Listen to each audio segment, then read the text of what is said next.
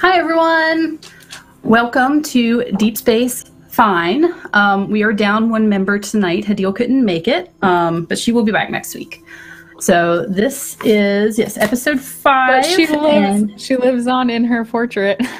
Is her portrait still on the screen? Yeah. I can't see. I have the chat thing right here. Pilla's portrait is oh my goodness. We are forever cursed that or blessed or blessed #blessed that portrait is not actually Lisa's character. The one that's kind of on top of her head is her character. Yes, that one right there.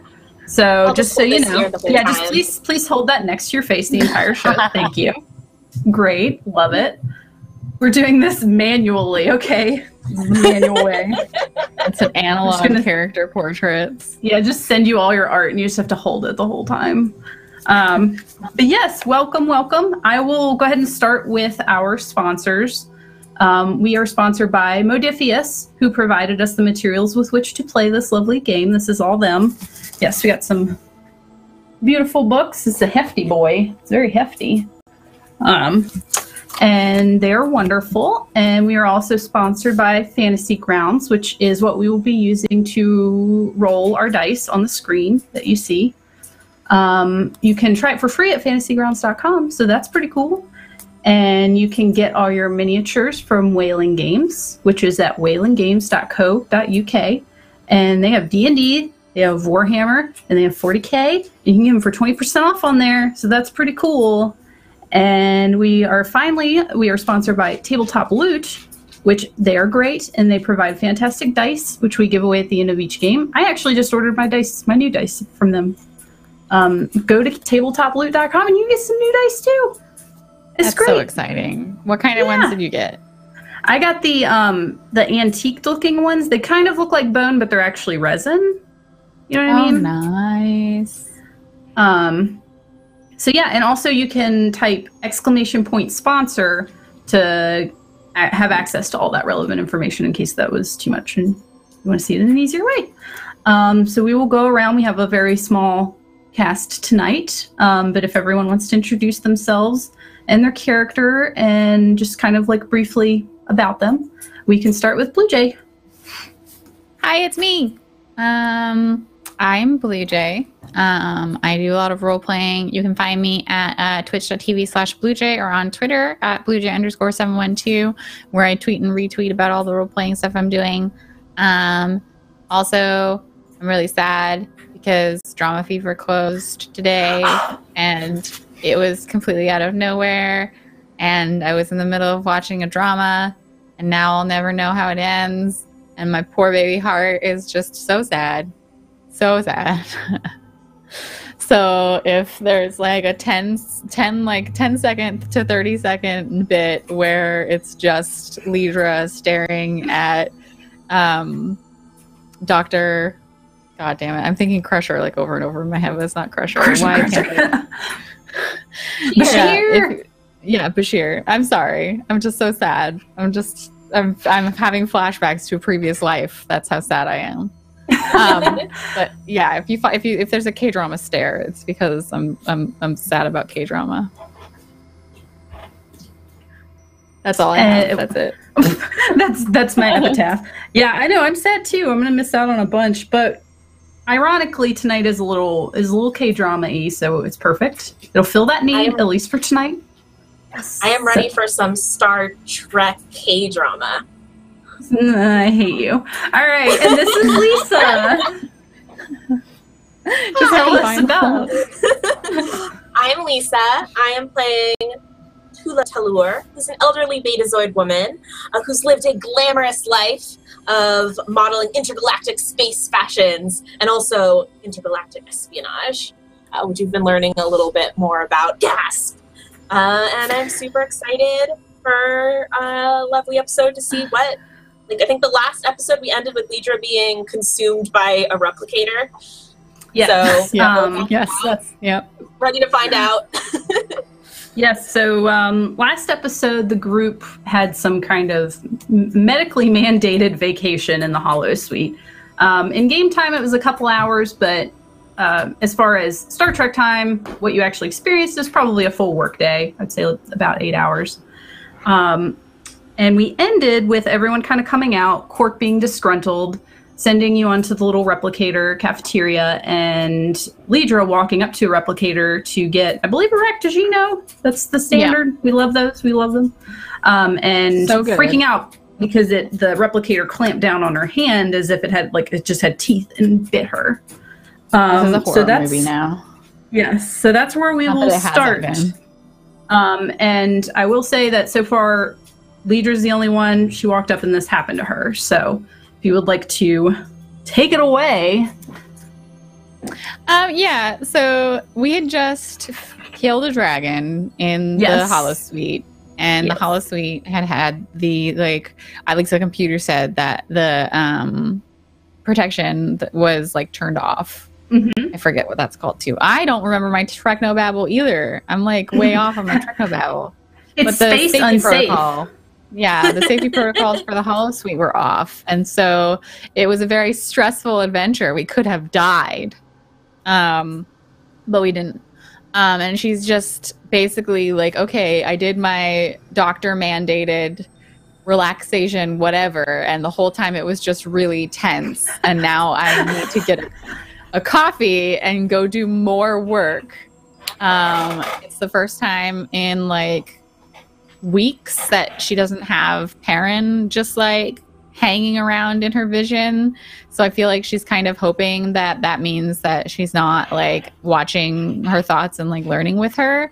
So she's definitely about to start getting to work on trying to figure this stuff out. And she goes to grab the Rectigino, and then shit goes weird again. And I think that it's probably surprising enough that she screams. Because you don't expect the replicator to just clamp down on your hand. I like to think that right before the commercial break, Tula turns to Tamal and says, "I know there was a reason I didn't like replicators." I'd like to try to I'd like to try to be Tamal, but I don't even think I can accomplish that deadpan stare that Hadil does every time. I think she has an ace. So we'll just say Tamal just stands there and is just just nods. So Lee just screams. Tula, do you react at all to this? She had walked over to a replicator, so you aren't immediately in her vicinity when this happens. Mm-hmm. Well, let's say after I make my very hilarious joke, I run across the cafeteria over to Lidra, because I don't know how Lidra feels, but Tula definitely thinks of you as a friend. What do I see? Is the replicator legit chomping on Lidra's hand, or is this some more weird mind melding stuff? Yeah, you see Lidra standing there, and her hand is frozen around a Rectigino that's just sitting there in the replicator. Oh.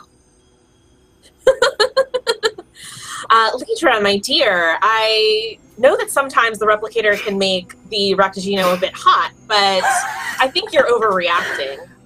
And I feel like she's trying to tug her hand out, and she has her other hand pressed against the wall, and she's but it's just her hand is magnetically stuck, I guess it would look to the Rectigino, and she's just pushing on the wall, trying to tug her hand out and just hyperventilating a little bit. So it just looks like you're miming, I guess, to everyone else miming. What's going on? Tula's looking at your Rectigino and then looking at you and then looking at the Rectigino and looking at you. Can I try to grab her hand and yank it out of the replicator? Sure, we should do some kind of strength task. Okay. That would be fun. Fitness and security. Yeah, and then you could assist, I guess, because you're also pulling. We've never done an assisted one before, which I think just adds a d20. Oh. I just basically I would also roll, but I'll only roll one, and it's either a success or a failure. And if it's a success, it will add one success to yours, and if it's a failure, then it just doesn't do anything. Okay. And she is pretty frozen there, so we'll say it's a difficulty of 2.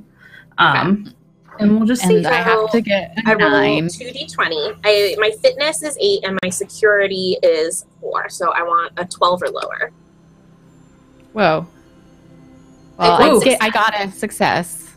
Right. Yeah, so together. you guys did.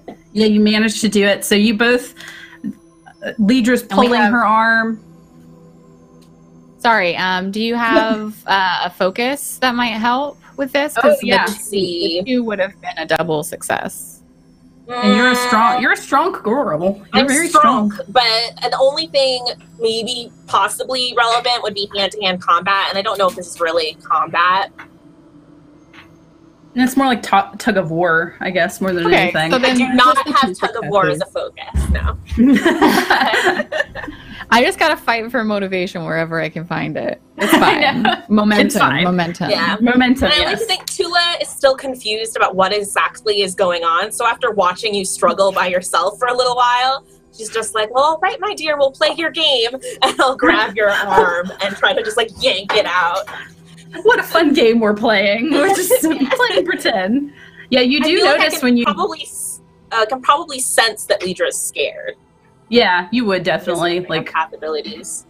I would say your hair is probably a bright red, turning to a bright red in this moment because it's very high tense. My hair is It's like flashing red. So yeah, you do notice when you grab her arm, there is a lot of, it's more than Lidra's strength there. It's very unusual. There's no explanation really for it, but together you manage to pull her free from whatever was holding her and you kind of fall back onto the ground. And I think that what happens is like, the Raktajino probably just topples forward and is like all over Lidra's uniform, and she's just like on the floor, and you're probably on the floor too from the sudden release or whatever of moving away. And does it still look like something's weird about it, or does it look totally normal now? No, it looks totally normal now. And so she's like panting a little bit and looking back at the replicator and then looking at you, Tula, and being like, well, I feel so relaxed after all that holiday. It's so relaxing to be back. Tula will get up and kind of brush any Raktajino off of her dress and go kind of look inside the replicator, and everything looks normal. What was that all about? It grabbed me. You didn't see it?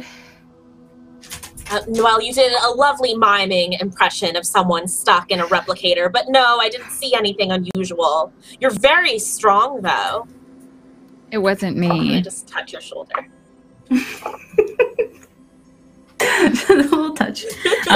As you are on the ground kind of chatting and figuring out what's going on, Bashir runs up and he looks very visibly shaken, and he's just like, I've been looking for you everywhere. You have to come with me immediately. We were in the holodeck like you told us to. You were in there way longer than I expected. I'm not sure what happened, but this is bad. Hurry, come on. And he grabs your hand to help you up. She brushes some of the Raktajino off. It's fine.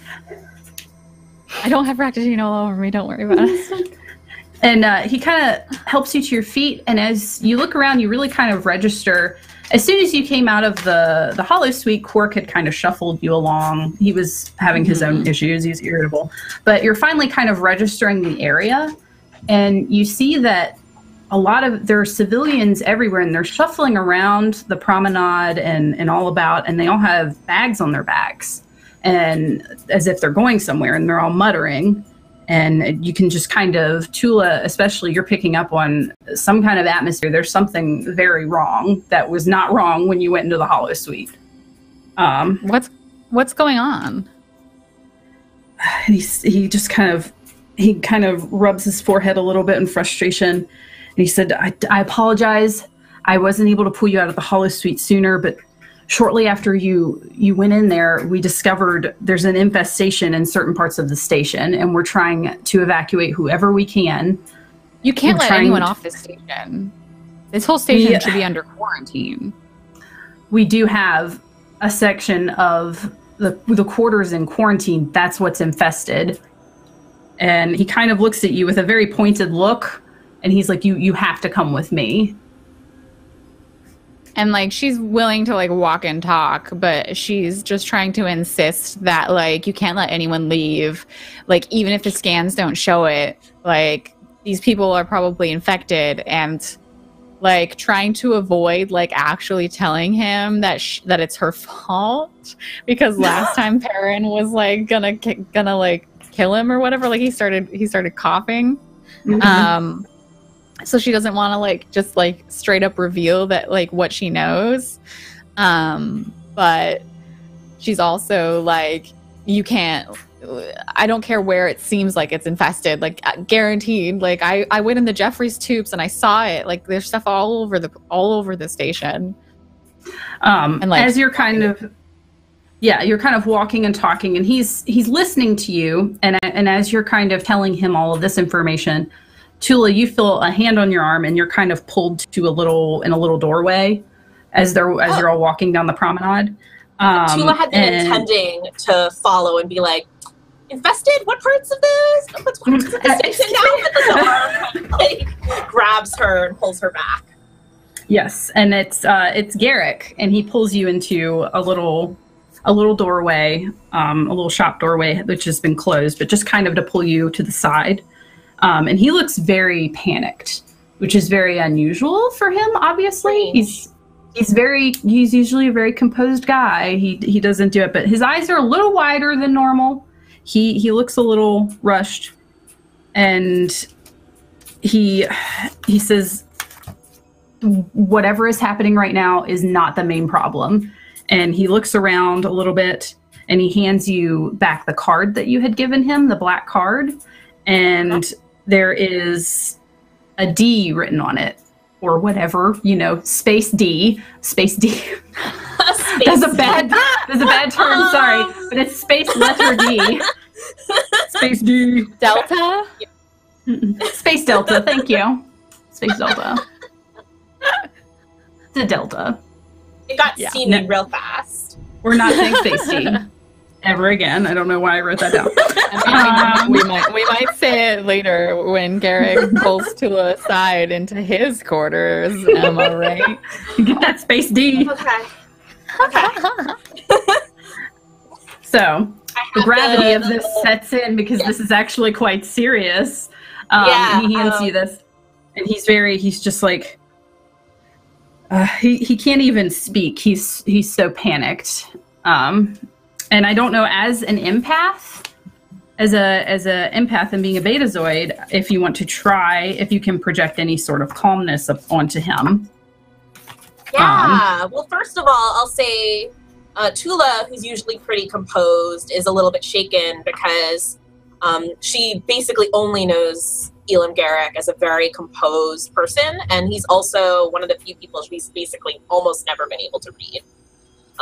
So just the fact that she senses panic from him is startling. But if I can project some sort of calm, I would love to try to do that. Would that be maybe something like presence and command? Yes. And I don't think he is going to contest it in this case. While he is very panicked, I think he would like to be calm. So this is not a state that he wishes to be in. So we'll just say if we want to do a roll for fun, it would just be a challenge of 1. Yay, roll for fun. For him to be panicked, it's got to be pretty bad. Okay. Well, my presence is 12 and my command is 5, so I need a 17 or lower. Oops, I did that wrong. You have such a good presence. Yeah, bam, double success. So that adds 1 to momentum. Yay. And I'll just sort of put my hand gently on the side of his face and kind of breathe in slowly and deeply and exhale slowly and deeply. And I'll just say, Elam, remember it's better to stay composed at times like this. Tell me what is going on. And he calms down a little bit, and he looks at you, and he's like, I don't know all of the details, and it's not something that we can talk about here because the issue is here. And it is whatever's going on in the station is separate from this, but it's bad. I've been trying to research into this for a while, but this, and he points at the card and he hands it to you and he says he's not gone. He's back. I don't know how it's possible. Tula, at the beginning of the last, before that we went into the Hollow Suites, she'd spent her morning memorizing a list of people related to the scrolls that she found from her work with the Obsidian Order. Mm-hmm. So she'll run through her list for names that begin with the letter D. Mm-hmm. I know there's at least one. Are there any others? No, there's just the one in the Obsidian Order list. So do you want to bring that up to him? I'll kind of peek out from the little nook where we're hidden and look around to see if anyone's paying attention, and then I'll duck back in.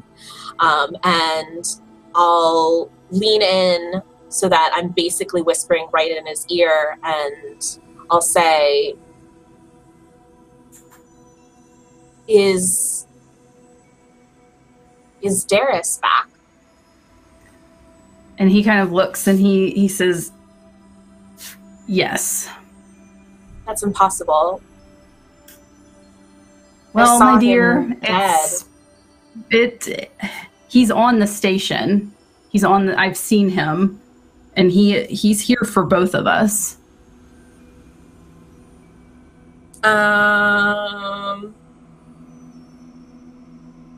Tula isn't sure how to take this, because this is someone who she has seen dead in a space coffin, who she has mourned.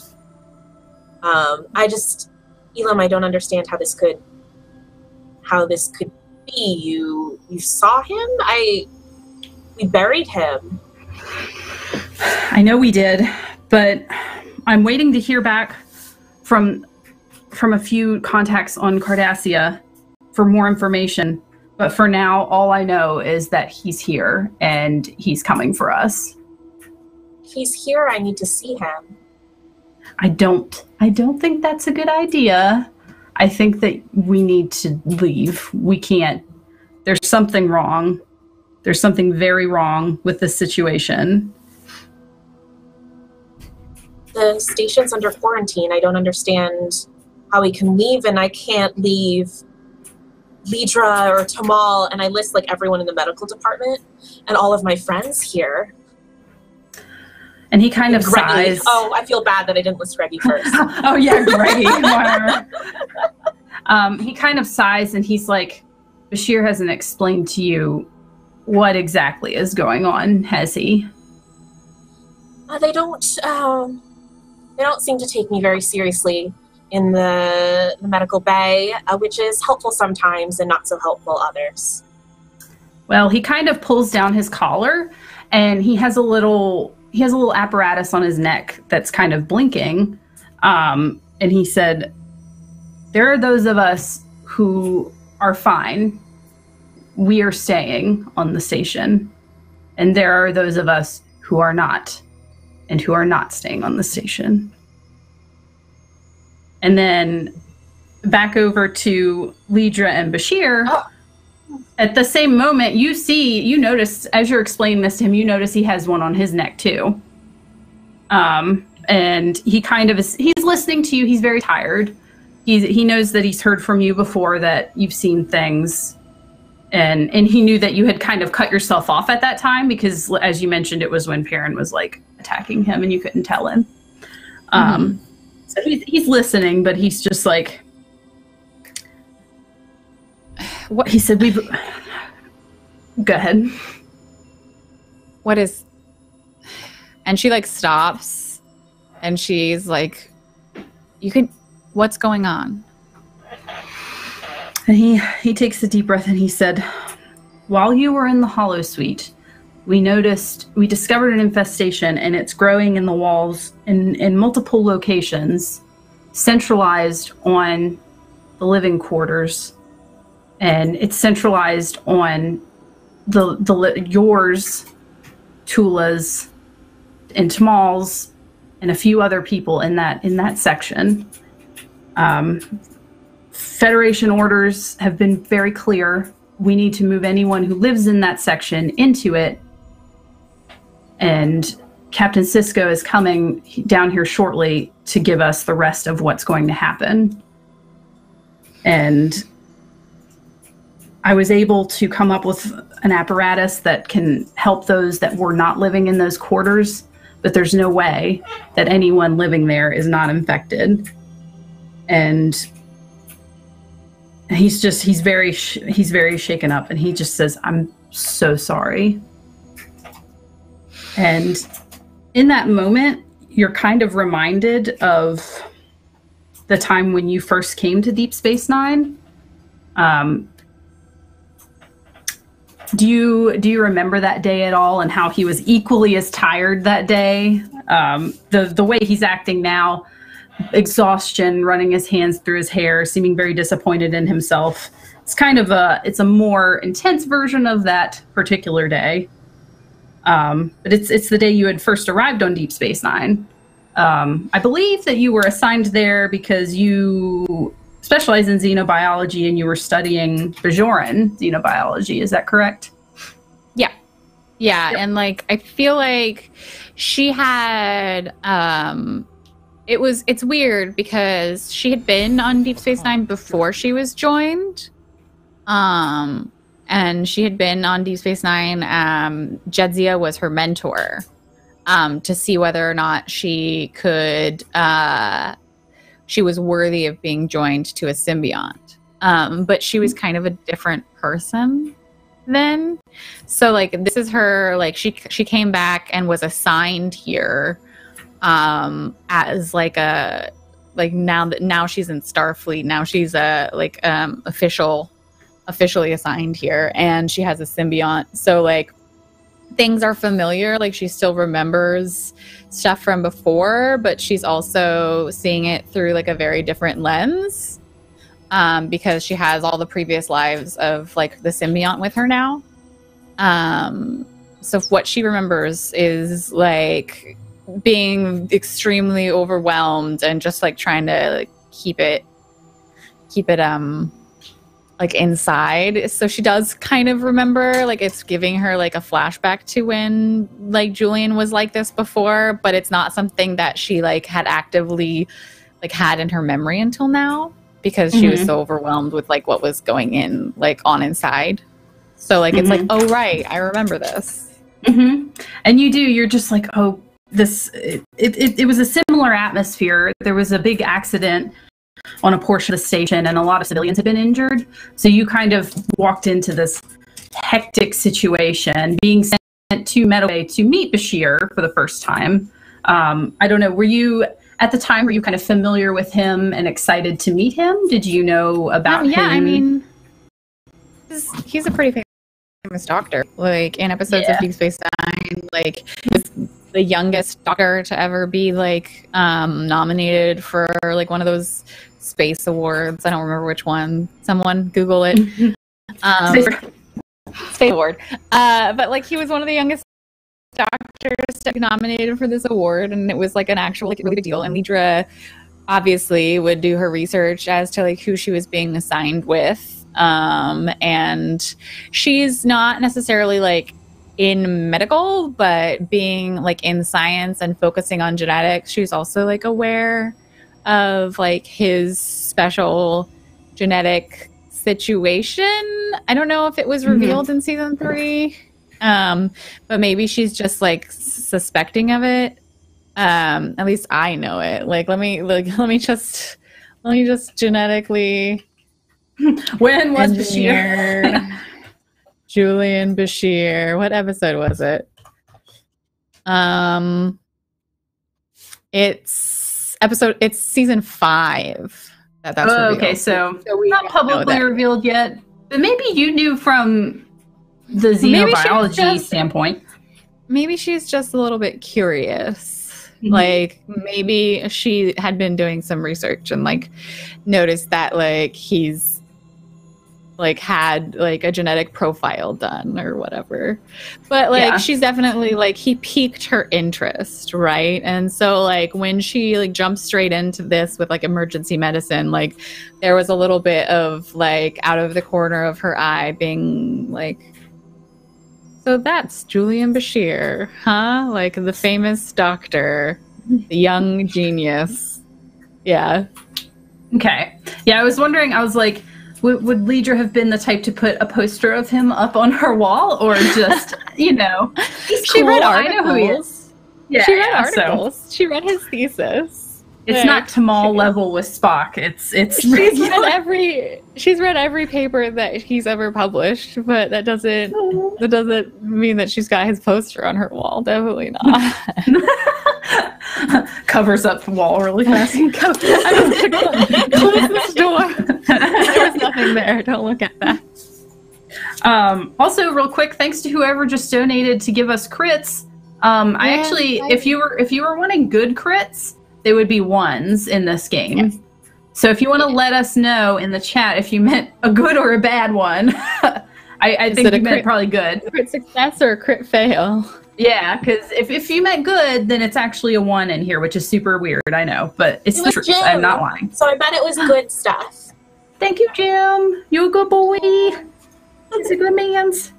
All right. So you kind of arrive there knowing that you're going to go meet someone that you admire and that you know is very smart, and you pretty much imagine that he's probably carries himself very well. You probably have this kind of image in your mind of that. And as you enter medical bay, you're met with Bashir himself, who you recognize from, you know, his photo on the articles, not on your wall or anything. Totally. Yep. Articles. Yep. And he is very disheveled. Very disheveled. His hair is all a mess. It looks like he hadn't slept in days. He's running around, and he kind of is, he almost bumps into you, in fact, as you open the door. The door opens and he's there. Yeah, and she like takes a step back and she's like, I'm Lieutenant Lidra Odan. I'm here. I was just stationed here. I thought that I should come down. Is everything? And he's like running around like. No, he like almost bumps into you. He's like, oh, good, you're here. And he puts his hand on your shoulder and he's like, here, take this. And he hands you a tricorder and he's like, please help. He puts both hands on your shoulder and he's like, there's so much going on right now. I will explain later. Can you please, trial by fire, please help. Sure. And yes, of course. Just point me in the direction of the next patient. And he just kind of like, yep, this time we're doing work now. And he steps back so you he steps back so you can step into the medical bay, and he just kind of gestures grandly, and there's just at least like 20 people crammed in the medical bay. They're all kind of mostly are minor injuries that you could heal fairly quickly, but they're still inconvenient. There's a couple broken bones, but mostly a lot of burns and scars, and they're bleeding a bit. So he's like, it should be quick, but it's just been nonstop all day. I haven't had a break. If you could please help me, that would be fantastic. And then we can do all your paperwork and everything afterwards, or space paperwork. And she's just like nodding and immediately starts like using the tricorder to scan the nearest person. And like she's got to focus on emergency medicine. So she's very curt, kind of like she doesn't really have a bedside manner.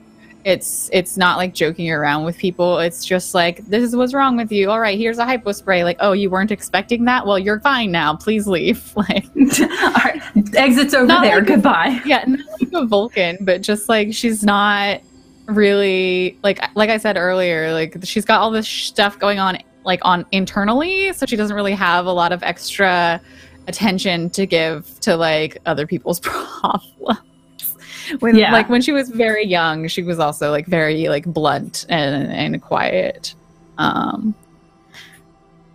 Yeah, and you see, because of the fact that you're helping, Bashir is able to kind of go over into the corner and kind of lean against the wall for a little bit. And you actually very quickly dispatch of all the people that are in there. You have some help. There's some guy named Peter or something that he sucks, but whatever. Yeah, he's kind of helping. Peter's officially the worst. Yeah, we hate Peter. So Peter is left with the last couple, and he's like, well, go finish doing whatever you're doing, newbie. I'll handle the rest. And me? Yeah. But whatever your name is, go talk to Bashir. He'll help you. She like turns away, scoffs a little bit, like as like when she turns. He's just like, ugh, this Peter's word. And Bashir, you walk over to Bashir, and Bashir's like, thank you so much. I'm sorry. Peter is kind of the worst, but he's very smart. He works hard.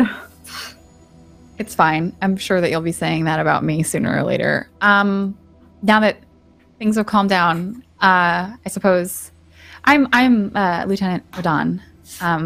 No, she says at first she says Lieutenant like something else, and then she stops herself and she's like, Odon.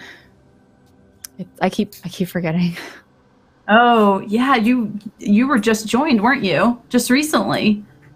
Yeah, it's still very new, but I'm fully capable, even more capable. One of my previous hosts was a neurologist, so I'm 100% on top of things, just a little unsteady.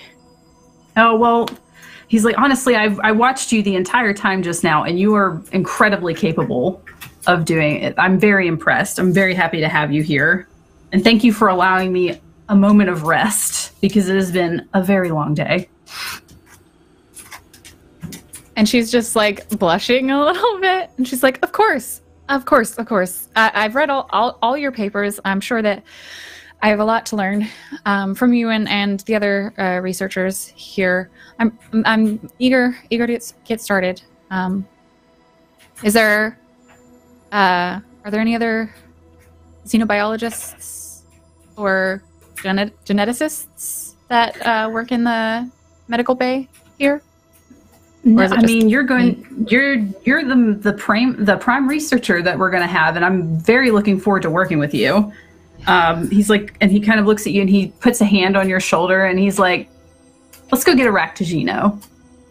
A what? A Ractagino. You've never had one? No. Is that you're gonna love it. Drink? Yes, and surprisingly wonderful. And he kind of continues to have his hand around your shoulder, and he takes you out the door. And you're brought back to the present day after the end of that, realizing that memory ended on a happy note, but this one seems a little dimmer as far as what's going on currently. And he hangs his head after telling you that he's sorry several times. And he said, I'm sorry that I didn't believe you, that this was more serious than it appeared. And I'm sorry that I wasn't strong enough for you to be able to take care of this. I wasn't smart enough. I wasn't quick enough. No, it's not you. I can't. It was something else. You couldn't have known. Please don't blame yourself. And you'll figure it out. Hangs. I know that you will. I know that you'll figure it out. There's no time. There's no time. Cisco's coming down shortly to give the final say from Federation headquarters, and I don't think it's good. And as you kind of look at him, you see something moving from kind of above.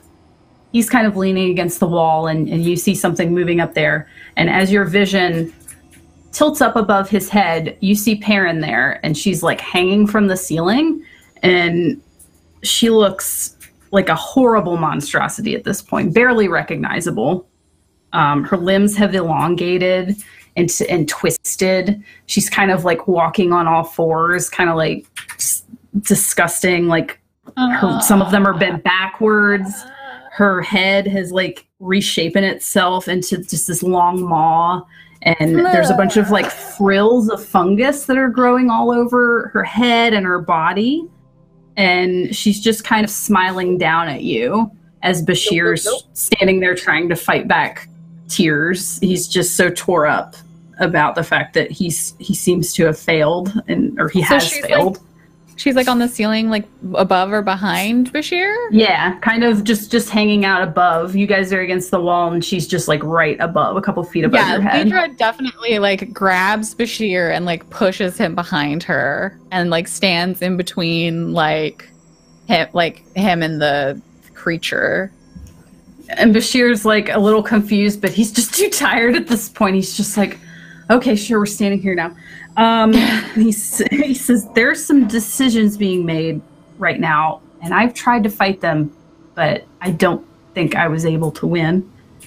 And she's just staring at the wall, at the ceiling, just like he's talking to her, and she's just like not paying attention. And he just kind of like puts a hand on your face and makes you look at him. Because he's like, I don't know what you're looking at, but look here. He says, I wish we had more of a chance to work together, Lidra. I really do. You're incredibly smart and talented. What are you talking about? And he kind of sighs, and he reaches in his pocket and he pulls out one of the devices that's on his neck, and he hands it to you, and he says, I don't think this is any good to you now. But maybe if you can find a way to fix this, it may help you. And as he finishes, his communicator goes off, and Cisco comes across it, saying, Dr. Bashir, report to bridge immediately. And he kind of shakes it off. And he said, you should go be with your friends right now. You really should. And she's just like looking around, like in her head, she's like, "But you're my friend." Oh no!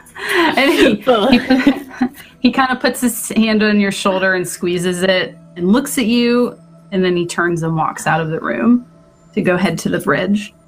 And after he leaves, Paran just in a flash scrambles down from the ceiling and gets right next to you, and just whispers in your ear, it's too late. And Tula, you are with Garrick right now still. He just revealed. Just showed me the device. Mm-hmm. So I'm going to kind of touch it with my fingers and ask, what is that? And he says, this is for those of us who can stay on the station. You're not getting one of them. I don't understand. And he kind of looks for a minute, and he kind of turns away from you and kind of clasps his hands kind of behind his back thoughtfully. And in that moment, you were reminded of a situation very familiar to this one. A happier time in your life where you're back on Betazoids in this memory. It's a very clear and beautiful night. I don't know how many moons that planet has. It has space moons. They're in the sky. It's beautiful, beautiful. There's space fireflies flying around. Beautiful. You stand inside of a rustic building with huge windows. You can see all this outside. There's a crowd outside, seemingly waiting for something to happen. You're moving with a purpose. You're going through this building. You go into this one particular room, and you enter it, and there are clothes strewn about. There's some makeup on the vanity, and over in the corner is Garrick, and he's standing with his arms behind his back, looking out the window at the crowd. And it's a crowd of people. They're gathered. They're waiting. Definitely very decadent affair. There's some music playing. And you can hear some muttering down there asking, where's the bride? Where is she? Because the window's kind of open, so you can hear it. You're still here. Yeah, he says, yes, my dear. I know I'm not supposed to be here, but I don't know what else to do.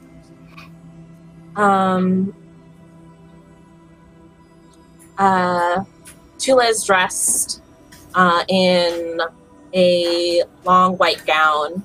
Her hair is still like jet black at this point, but it's got a few like crystals in it that look like little stars glittering in her hair, and that's covered by a veil which she's taking off of her head. And she says, I'm glad you're still here. I had an emergency. And I rip my veil and I say, my veil ripped. I was wondering if you could fix it for me. I simply can't go through with this until everything's perfect. And he smiles a little bit and he takes it and he's like, usually I'm more well prepared for these sort of emergencies, but alas, I do not have a tailor's kit with me tonight. I came quickly and I will be leaving quickly, as I shouldn't be here. But you look very beautiful. Thank you. No one's dressed me quite like you have, Elim. And she just sort of drops the veil on the floor as they're talking. If it can't be fixed, it's not important to her. And he says, Are you sure this is the right decision? You know that's not entirely up to me. But there are arrangements. We could there are other arrangements. We could leave. We could murder a few people. We could get out. We could leave if you wanted to. I don't understand why you're settling for this. I turn away from him and I say, it was made pretty clear to me that this is what's best for Cardassia. Darius is a good man, and he has good connections that we might need. And this is probably what's best for the long run. He puts both hands on your shoulders and he looks at you dead in the eyes and he's like, Cardassia could burn down for all I care. I just want you to be happy.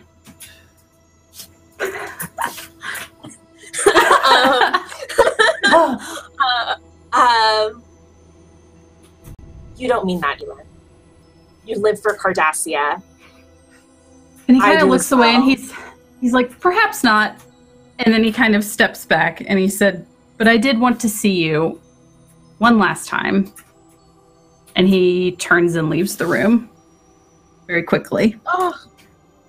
And you're brought back to the present by Garrick. He's shuffling very noisily through his desk at this point, trying to look for some sort of information. You can't totally glean what he's looking for right now because you did calm him down, but he's still just like, I know I can find this. I know it's in here somewhere.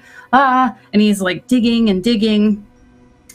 And as you're standing there and you're realizing, it's kind of processing in your mind what exactly Garrick has told you, that some people are unsafe, some people in this station are in danger, and some people are leaving. And it occurs to you that you have not heard from Greggy in a few days. And you were busy all the day. Today would have probably normally been your Greggy day, like, let's go have lunch with Greggy. My Greggy day! My Greggy day! and you had to postpone Greggy day because you had this Holosuite deal. But it occurs to you that you haven't heard from him. And there's some crazy stuff going on the station right now. Elim, I don't understand fully what's going on. This is a lot to take in. It feels like night and day since we went into the Holosuite. Is Greggy okay? Does he have one of these? And I'm kind of like touching the device on his neck and I'm starting to get very emotional. He looks up from his desk and he says, I've not seen him, but I know that Odo and the security team have been sweeping quarters in that area, as some people haven't come out in a few days. You should probably go check on him. I'll be here. I'll keep looking. Okay. All right. You say you saw Darius. Where did you see him? What does he look like now? This is a lot to take in. I'm sorry. I'm overwhelmed, Elin. He looks at you and he's like, it's fine. I'll take care of it. I will always take care of it. He's here. You will know him when you see him, but you need to go. You need to go see how he's doing. Because this is not good. What's going on is not good. I'm going to take Garrick's hand and I squeeze it and I look him in the eyes and I just say, stay safe, Elim. And then I just run out. Okay. As you run towards Greggy's quarters, you see Lidra in the promenade as well, because Lidra was, just told by Bashir to go be with her friends. So she's walking. Lidra, darling, have you heard oh, yes. Are there any updates from the medical bay?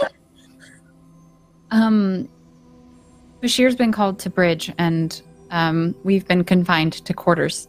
So, is that where you were headed?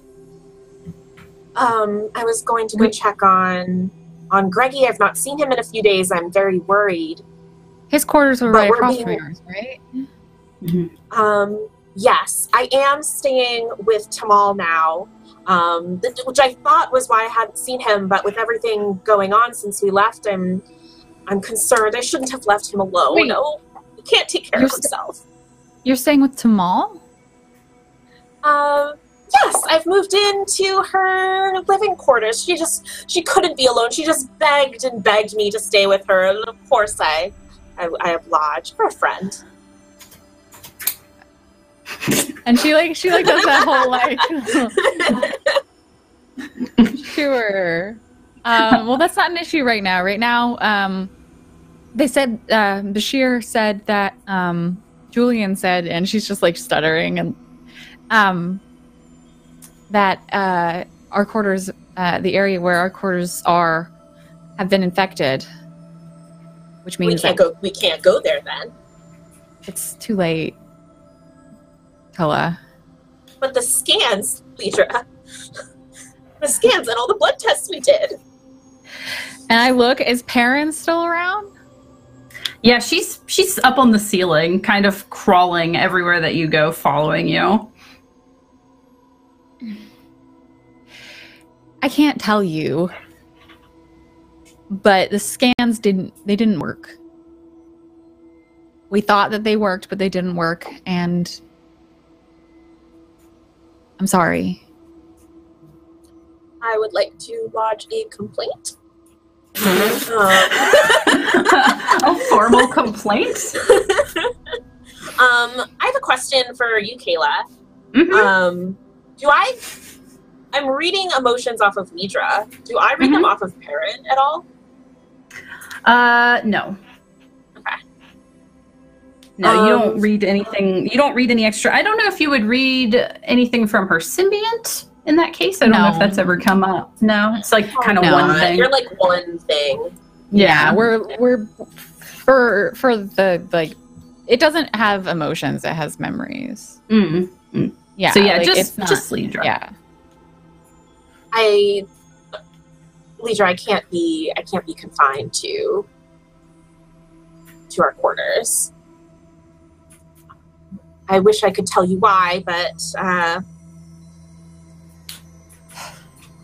some things have come up, and I don't think I'm going to go there. And Tula's starting to walk away, but then she remembers that she's supposed to check on Greggy, and she needs to make sure he's okay, and she seems very flustered. And as you're kind of trying to decide what to do now, because they're evacuating. Yeah. Constable Odo walks up and he has a small team with him, and he says, Miss Talur, I've been looking for you. You need to you need to let us into Officer Greggy's quarters. I guess it's Officer Talur. Does he have the same last name as you? Yeah, he's on the Is that Talur that side of the family? Yeah. Officer Greggy. No, he's Officer Greggy. He's Officer Greggy now. Never mind. He's I need you to let me into Officer Greggy's quarters immediately. Why is that? Has something happened? We were unable to get in. and I need you to open. Do you know how to get in there? We haven't been able to check his quarters. It's near yours. You both need to come this way anyway, honestly. And if we need to use force, we will. But we need to put you in that section of the station immediately. Well, there's no reason to get handsy, Odo, Constable. But of course. Are you capable of contracting parasitic disease, Constable? He kind of does this typical. I don't know much about changelings. Yeah, I'm trying to think of the noise Odo always makes, like, ugh. It's like a harumph. He's just like, changelings aren't susceptible to the same things solids are. At any rate, he gestures to his neck and he has a thing on his neck. He's like, Dr. Julian Bashir, he required I wear this silly thing either way. But can I get one of those, Nitra? And I just like hand you the one that I have, and I'm like, I don't know that it'll work, but if it makes you feel better. Is it like a collar? I don't understand. No, it's like a little piece. It's like a little. It like sticks in your neck with some needles. Oh, ouch! Tula will do it just to make herself feel better.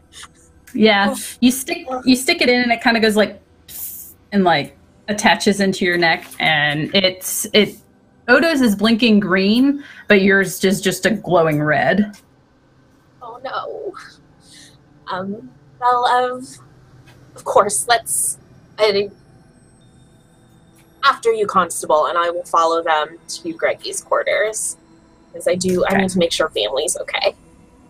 So he leads you straight there, and he kind of waits outside the door. It seems that Greggy, being the smart, handsome young man that he is, put some extra security on his quarters because he's also very paranoid about people coming in and messing up his quarters. At least that's what he tells you, but it's probably because he doesn't want you showing up. But ironically, you figured out pretty quickly how to get in there, so you know exactly how to get the door open. I use my space keys and my space lockpicks. My space intelligence. My space lockpicks. My space sleight of hand. So you open the doors, and Odo kind of has you. He's like, "All right, stand back, both of you." And I immediately peek into the door. Yeah, it slides open, and you're just met with just this cloud of spores flying out of the room. Oh, Greggy's fucked. Greggy's fucked. There's just like fungus coating literally every inch of the room. There's some that's grown to the size of like bushes and trees, small trees. They're everywhere. And as you kind of look around the dim room through the haze of all the spores, you see that there is a shape roughly humanoid-sized in the bed, but it's covered in frilled fungus. Greggy! And everyone's seeing this? This is not just me? No, it's not just you. Everybody's seeing it.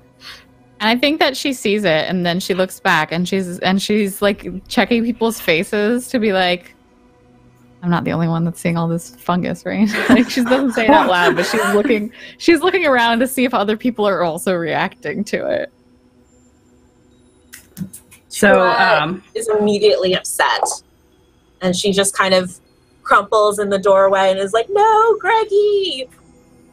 And Tula, it also occurs to you that both of you being Betazoids, there may be a task we can perform to see if you can sense if he's still alive. Yes, underneath all of that. Yeah, I'm probably getting a lot of, I don't know, fear and worry from everyone who's witnessing the scene. So I would like to try to pick out if I'm getting any emotions from the figure in the bed. Okay, and we'll do the same. We did one earlier. So same. And was it? And was last time. Yes, that would be perfect. And this will be a difficulty of 3. Oh, okay. I don't have any focuses that would help. So I do have a momentum from last time, so maybe I'll use that. Okay. 3d20. And so I'm trying to meet or get lower than a total of 17. Which I do. Yay! Yay! So you are able to sense that he is still alive underneath all of that. You feel some very faint. You feel a very faint fear. Everyone else's is very strong. There's a lot of fear and panic, but from him, it's very faint and it's fading. Is there anyone else that's with the team that looks like a medical person, or is it just me? It's just security, oddly, and as soon as the doors were opened, they went to one section of the quarters and they started trying to just basically destroy whatever they could of the fungus. They're just going to town, trying to destroy it. So there's no medical officers with you.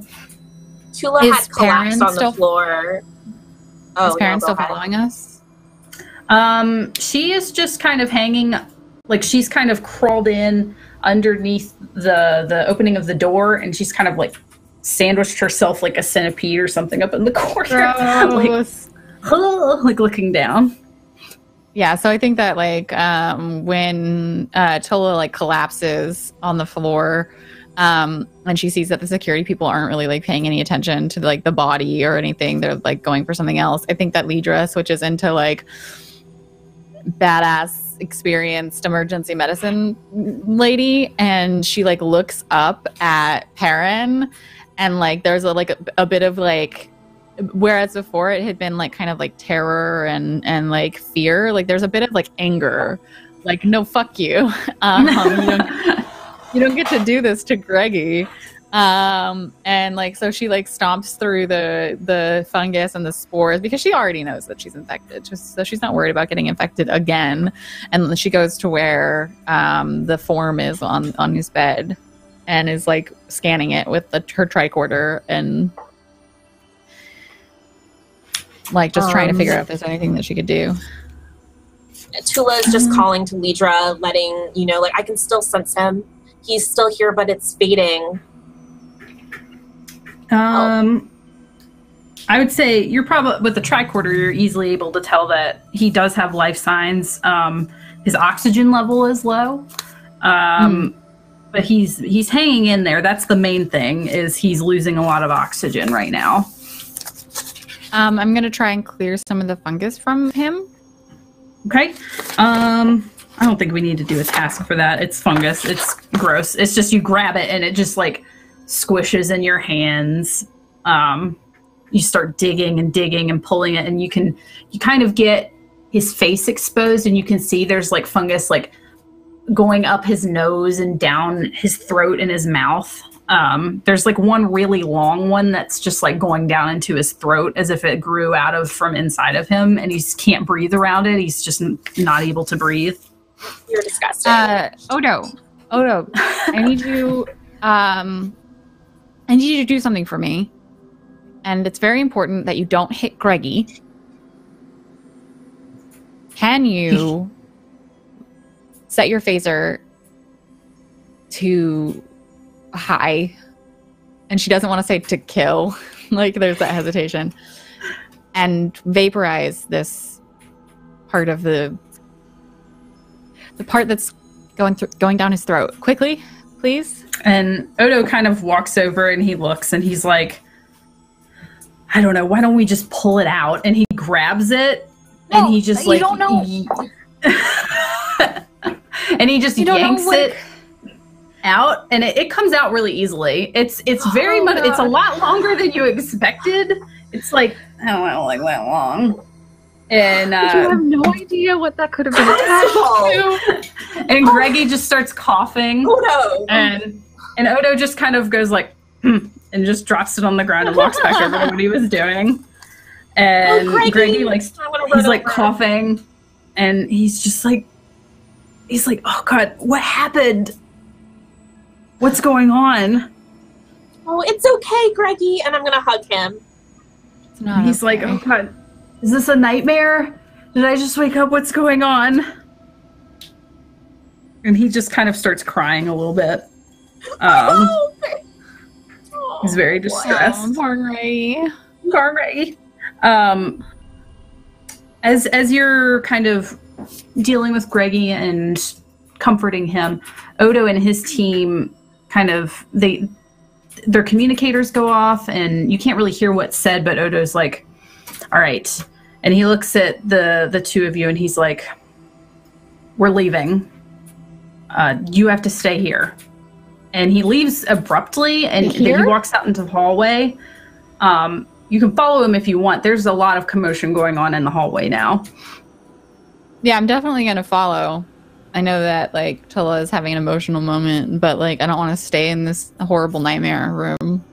Yeah, I'd probably, once Greggy recovers, try to get him out of the mushroom room, too. I mean, I know we're all infected, but if we can get double infected, who knows? Who knows? Double infected.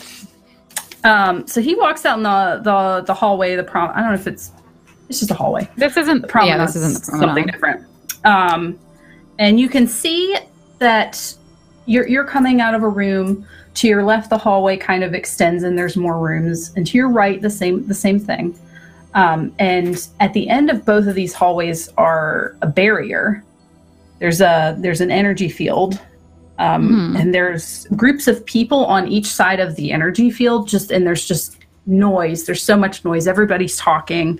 Nobody knows what's going on. And Odo kind of goes through one of the barriers. He walks, and you're following him, and he's pushing through a crowd of people, telling them to stand aside. He goes through the barrier to the other side, and the barrier closes again. And you can hear people talking, and they're like, what's going on? What's going on? The people on your side are just completely baffled, and none of them have anything on their necks. They don't have any sort of that medical apparatus, and the people on the other side do, and they're crying. Yes. And they're very distressed. And Tula, you can see in the crowd there, Garrick is standing there, and he has something in his hand, but you can't see what it is. But you're kind of looking at him in the eyes, and your vision kind of shifts, and you see there's a couple people behind him, and then there's someone between those people, and he looks very familiar, and his eyes are very wide, and he kind of has like a manic smile on his face, and he kind of like turns his head, and he looks at Garrick, and he looks back at you, and he sinks back into the crowd. And is Tula able to sort of try to gesture, or like she's freaking out now? I'm assuming that she's seen Darius in the crowd. That was definitely Darius. He looks real crazy. Like the Darius you remember was definitely a kind person. He was very kind. He definitely wasn't insane. This person looked insane, very unhinged, angry, and just not okay. You could definitely pick up on that even without your Betazoid powers. There was something wrong with him, but it was definitely him. This makes no sense. Lidra, none of this makes any sense. I guess with the barrier there, am I able to like walk up to it? Yes, you can walk up to it, but there's so much noise and commotion of people sobbing and speaking to each other and trying. Yeah, you're feeling. I'm probably like really overwhelmed. Absolutely overwhelmed, and Lidra Paran is up on the ceiling above you, just kind of laughing. There's like ooze coming out of her mouth as she just kind of like cackles about all of this. And she like probably looks up at Paran, and she's just like, I'm not giving you any more. And there are a couple of people around you who are like, why are you leaving us with this crazy lady? No, and Paran just is like, just again looks down at you and just says, it's too late. And suddenly everything gets very quiet, and the crowd kind of, you don't hear what is said. There's still a lot of commotion on your side of the barrier, but on the other side, they get quiet and they all walk away, and the crowd kind of parts, and Commander Cisco steps through. And he looks very serious. He looks very tired. And he waits for everyone on that side to leave. And he kind of stands a little straighter. And speaking, he's looking in your direction, but it pretty much feels like he's not talking to anyone in particular. Like he can't even look you in the eye. And he says, Commander's log, stardate 40510-494, security code Alpha Beta. I am relaying the orders from Federation headquarters to the civilians affected by anomaly F802834-1. Effective immediately, you will be boarded onto a cargo convoy set on course into the wormhole. You will be given rations to last you for several months. There are several medical and science officers among you. You will be provided materials to study this anomaly in hopes that you will be able to cure it. This event is of highest security. You will have an open line of communication with Deep Space Nine. The specimens that we have here of currently infected individuals are going on the ship with you, as they are now considered a danger to the entirety of the station. And he kind of pauses and he takes a very deep breath. And he says, please head east on the station to the docking port that remains open and enter the convoy or force will have to be used. This is considered a code red situation and must be handled immediately. Per Federation orders, your family will be informed that you have been lost in the impending explosion that will eradicate this section of the station. For all intents and purposes, you are all reported as missing in action. End log. And he kind of takes a step forward closer to the barrier, and then he starts actually looking at you. And he says, and off the record, I'm sorry. I'm sorry that I've failed you all, and I'm sorry for what you have to suffer. And may God, and the prophets, and whoever else is up there help you all. And he turns around and leaves. And that's it. That's where we'll stop. What the heck? Yay! What the heck, Kayla? Oh, and also Tamal's been there the whole time. I forgot to mention she's with you. She's fine. It's fine. She's just, Tamal she's is just probably zombie there Tamal. and just deadpan. She's like, this is inconvenient. Yeah, this is the worst. God. Oh. Yay! You're So we're the going on an worst. adventure. We're going on an adventure.